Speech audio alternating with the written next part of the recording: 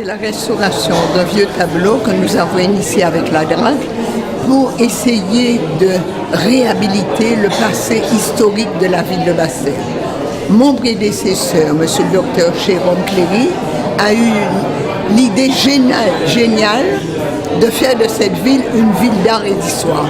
Et je crois qu'il faut laisser à Pointe-à-Pitre le côté négoce, le côté marchand, le côté ville publique, et ici faire une ville où on retrouve l'histoire de la Guadeloupe, le patrimoine de la Guadeloupe. Nous avons commencé, nous allons réhabiliter la grotte du Carmel, l'aqueduc de Petite-Guinée, nous avons retrouvé la maison d'anciennes personnalités de l'époque de Delgrès. Nous recherchons tout ce patrimoine pour que notre jeunesse se rende compte qu'elle a une histoire, qu'elle a un passé très riche et que ce n'est pas seulement la voiture, le bien-être matériel qui l'emporte, mais au contraire, la communion intellectuelle telle que nous venons de le vivre cet après-midi dans cette maison du patrimoine de la ville de Basse-Terre.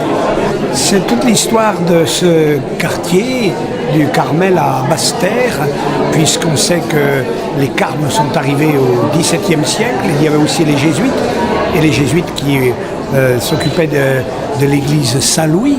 Et quand ils sont partis, les Carmes ont repris donc l'église et l'ont appelée tout naturellement l'église du Carmel, de Notre-Dame du Mont-Carmel, et apportant ainsi leur spiritualité qui est restée, puisque nous sommes là en séjour durant la neuvaine préparatoire, la fête de Notre-Dame du Mont-Carmel le 16 juillet. Et je suis très touché de ce très beau tableau qui a été restauré. C'est un tableau du XVIIIe siècle qui a été réalisé à Paris et qui a permis ainsi aux Carmes à l'époque de montrer que cette église dont ils allaient désormais s'occuper était sous le patronage de Notre-Dame du Mont-Carmel, en pensant le Carmel, c'est bien sûr cette montagne là-bas en Terre Sainte. Ils ont commencé les premiers Carmes au temps des croisades au XIIe siècle, et puis au XVIe siècle en Espagne, avec les deux grandes figures du Carmel qui sont Sainte Thérèse d'Avila et Saint Jean de la Croix, et les premières carmélites qui sont arrivées en France au début du XVIIe siècle, et l'ordre du Carmel qui s'est développé et qui sont arrivés ici en Guadeloupe, à Basse-Terre. Et je suis très touché en pensant justement à l'église du Carmel où se rassemblent les pèlerins en foule en séjour, et également aux carmélites de Gourbert. Donc c'est une très belle évocation, et bien sûr c'est le patrimoine artistique, mais bien sûr pour nous le patrimoine religieux qui est ainsi évoqué à travers ce tableau. Je fais partie de l'équipe de restauration qui est venue à Basse-Terre pour s'occuper de la toile qui est derrière moi. Nous célébrons aujourd'hui la fin de cette restauration et la satisfaction à avoir permis à une œuvre d'avoir une seconde vie.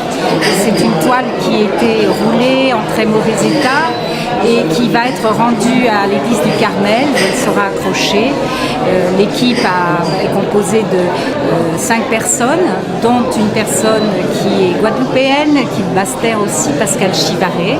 Et donc je vais énumérer mes collègues de travail, Rémi Rabu, Marie-Laure Martini, Rossella Bassani et moi-même. Nous sommes occupés donc de cette œuvre. Nous avons travaillé dans la Maison du Patrimoine. Alors c'est une toile qui était en très mauvais état, donc ça a été un très gros travail. Et la difficulté, c'est aussi que le climat très chaud et très humide n'est pas propice évidemment à la bonne conservation des matériaux de ce type.